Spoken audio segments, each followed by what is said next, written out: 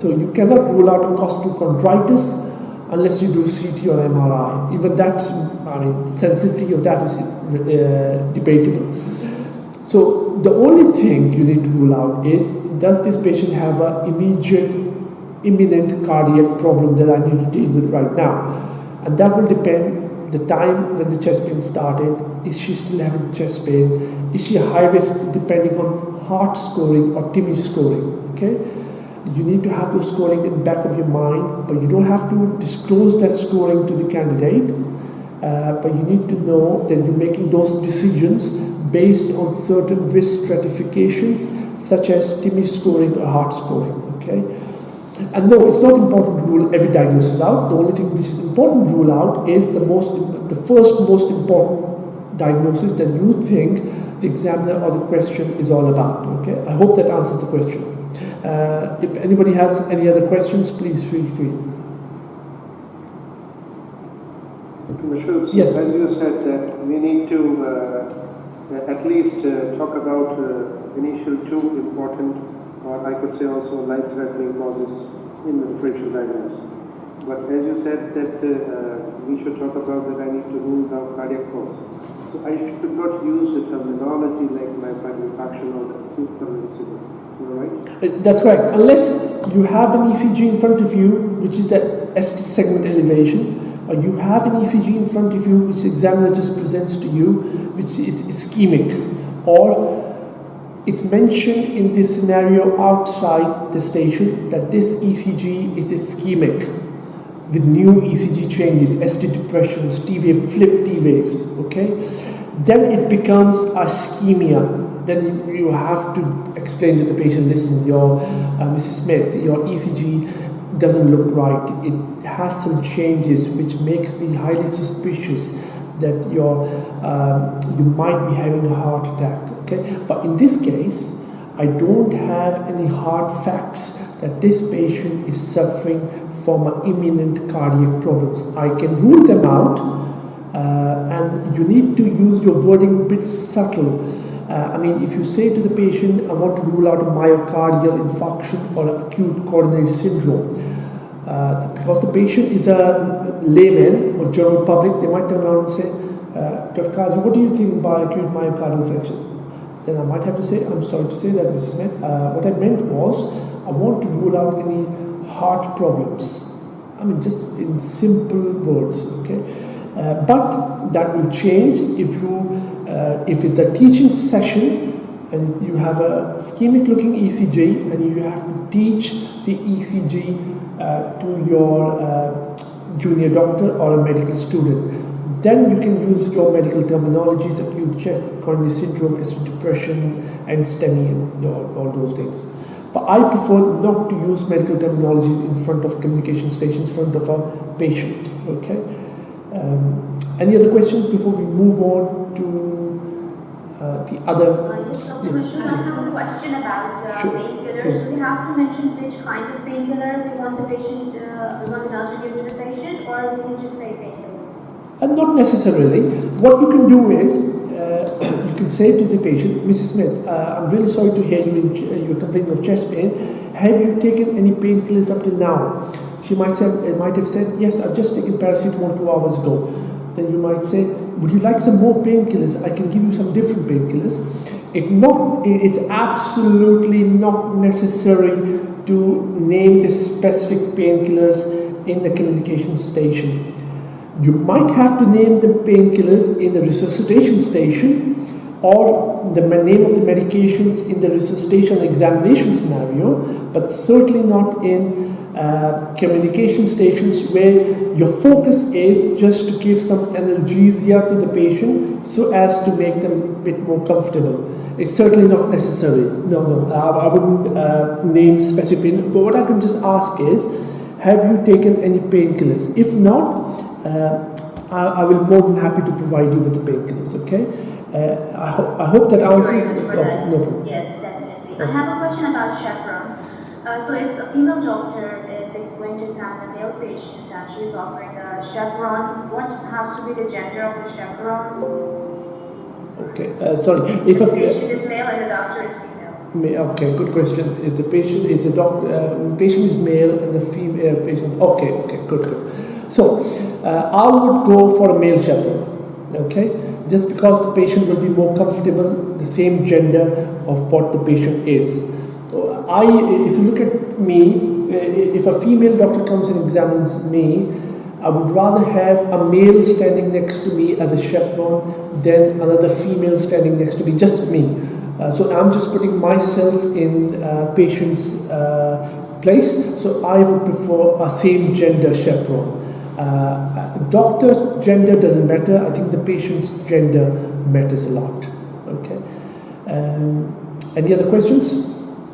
Sir, I have a question. Like for all the scoring system, like we have to see the mini-mental state or the TIMI score. So do we have to calculate that in our mind, or we need to tell the scores and everything to the patient as well? Or no, we need to do it in our heads, in our own heads?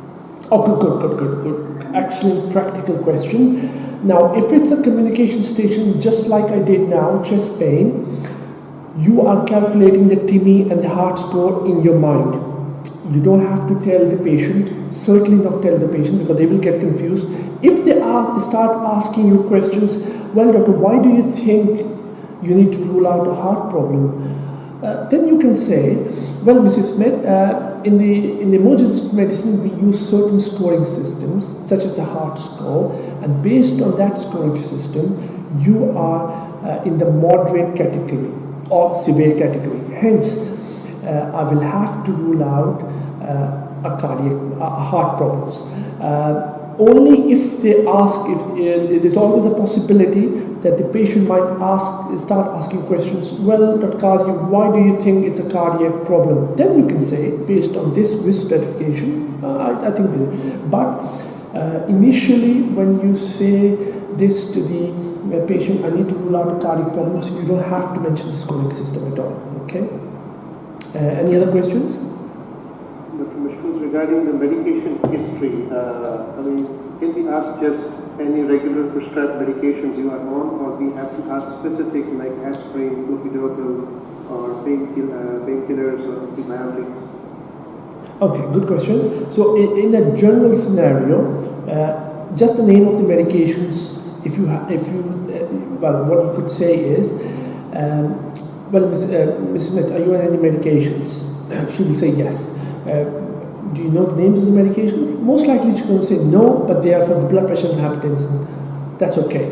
But in specific histories, such as, GI bleeding, hemoptysis, hematemesis, PR bleeding, petechial rashes, meningitis, you will have to ask, are you on any specific blood thinning medications, such as aspirin, clopidogrel, warfarin, dabigatran, or do you know the name of the medication you are? So that will be a bit more history specific when you ask probing into the medication names.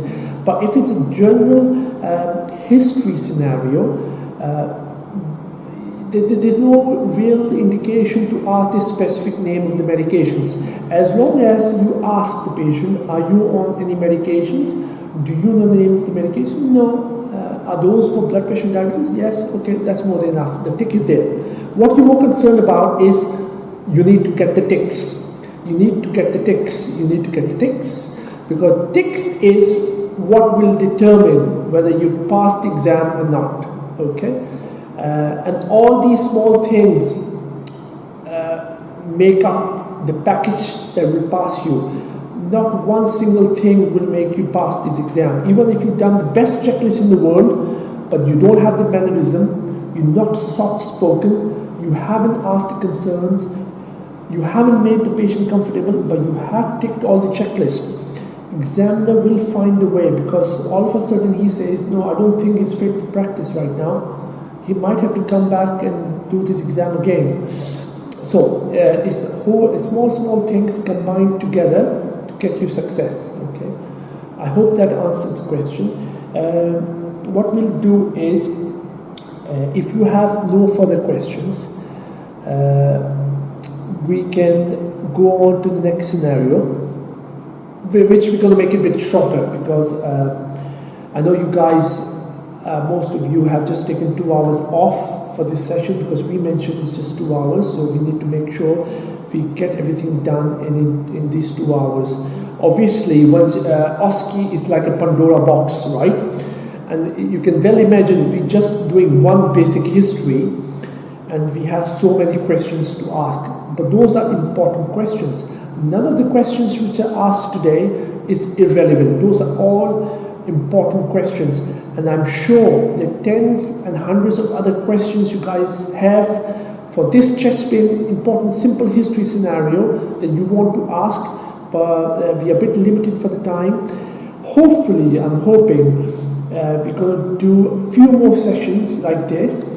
So by the time you are starting to prepare for your exam, some people want to do it in January, some people in March, June. That's okay, but what you want to do is you know what's required from you. Now it's absolutely fine to have to go and speak to different examiners or people who do OSCE scenarios. It's absolutely fine. What that will do is that will give you flavor how different people do their OSCEs. Then you can sit down and say, oh, Dr. Kazi did this, he mentioned this, I like this point. But Dr. X did this, I like this point. And Dr. Y did this, I like this point. So at the end, you combine all the good points. But what you don't want to do is mix all the points together, and in the end, the dish gets spoiled. I mean, too many cooks spoil the dish, okay? So you need to just pick up the good points and then make sure you're following the template and just make sure you do the right things, okay? I hope I've given you an analogy. I hope that goes well. So, if no questions, we're going to move on to the next station, if that's okay. Okay, excellent. Okay, so I'm just trying to find out what the next station is. Okay.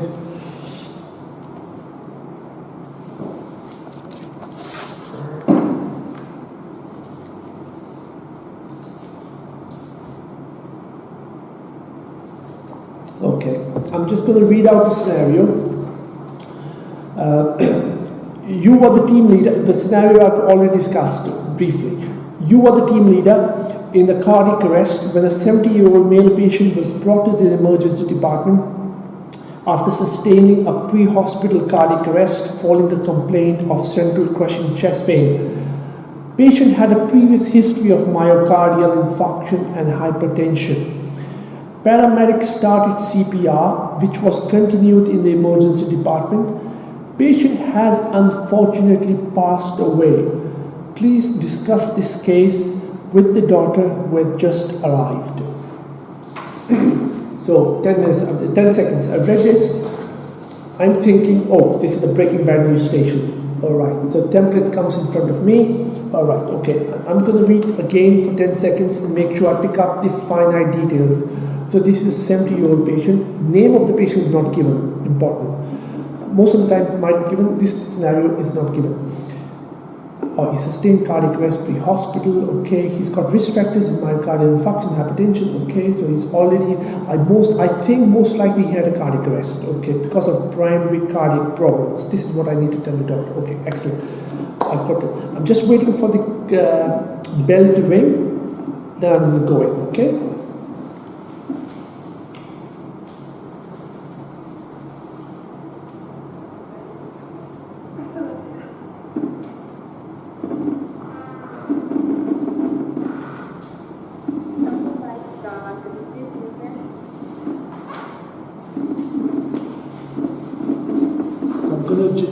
I'm going to mute everyone so they can listen to me, and I'm going to set my clock, okay, the timer, so we know exactly how much time it will. Okay. By the way, just to retaliate, these stations last between 6 to 7 minutes. Okay. Now, I have done a lot of practice, so I can finish them in 5 minutes. Okay. At my peak, when I was giving MRCEM, FRCEM, I was definitely finishing everything within 4.5, 5 minutes, okay? And I was spending last minute just fine-tuning the last things and hearing what's happening in the next station, because I was preparing myself for the next day, because the stations are next to each other. But some candidates, when they're starting off their practice now, will take at least 7 to 8 minutes. But that's fine. That's absolutely fine. Nothing to worry about. You will need practice and hard work to cut your time. Ideal time is anywhere between 5.5 to 6 minutes when you pack everything up. Okay? And whatever time you get bonus, left around is bonus. But you should be aiming, if you do it within 8 minutes initially, that's absolutely fine. Okay? But if you can make it 5.5, 6 minutes at your peak, just a week before your exam, that would be the ideal scenario. Okay.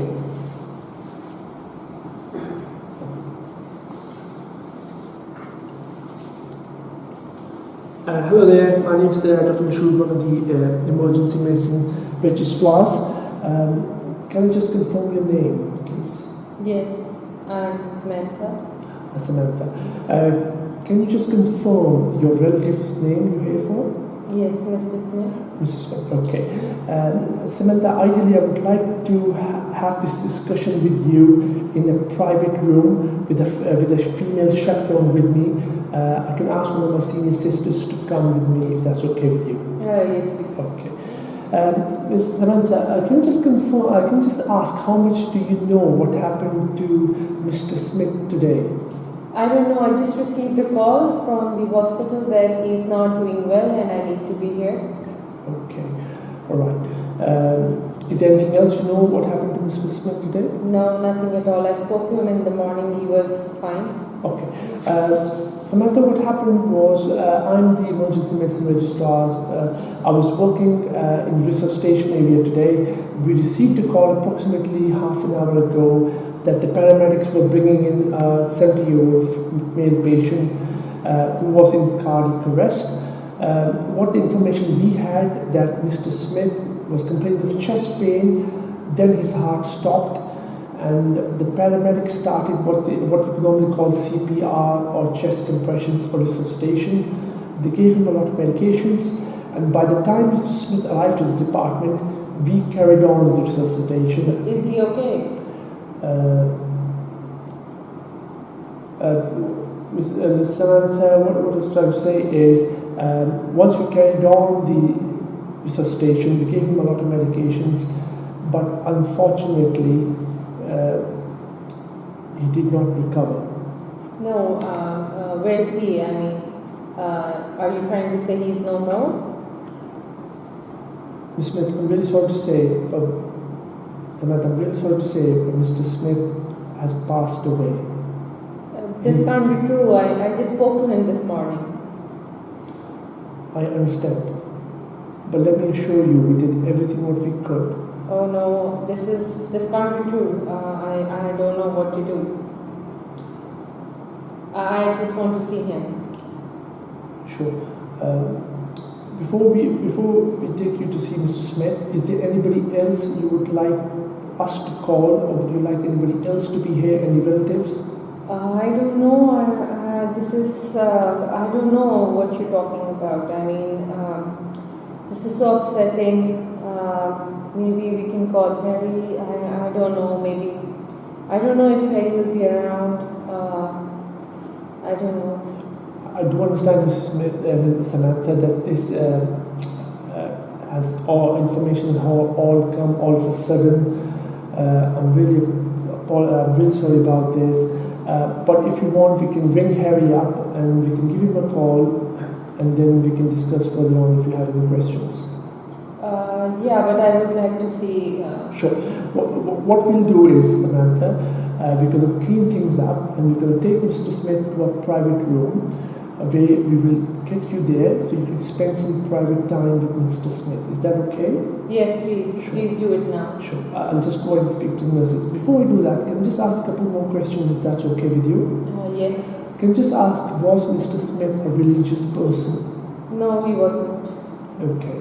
The reason I was asking was because the hospital has priests available, so if you want, we can get the priest around and he can do the last rituals. No, I don't know yet. I just want to see my dad. Sure, no, I understand.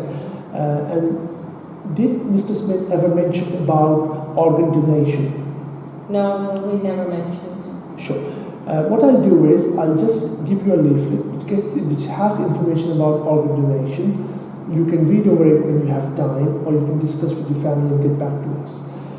I'm on the shift till 8 o'clock in the evening, and the other senior nurses are also available. If you have any questions, or if any relative comes and they have any questions, please feel free to contact us and we will answer all the questions. Okay. So what I'll do is, I'll go around, make sure things are tidied up, and we'll take Mr. Smith to a private room. And then we can call you to go into the room and you can spend some private time there. Is that okay? Yes, thank you, doctor.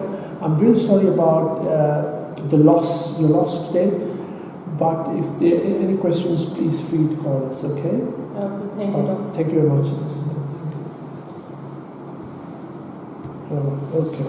Right. Breaking bad news is always a tricky station for a couple of reasons, okay? You never know what you're going to expect from the patient. Sometimes they will take the news okay, sometimes they won't accept the news, and most of the time, and sometimes they will start making a lot of fuss. Then you have to go into difficult consultation mode as well. So along with the breaking bad news, then the difficult consultation comes up. The key points is you need to do the setting.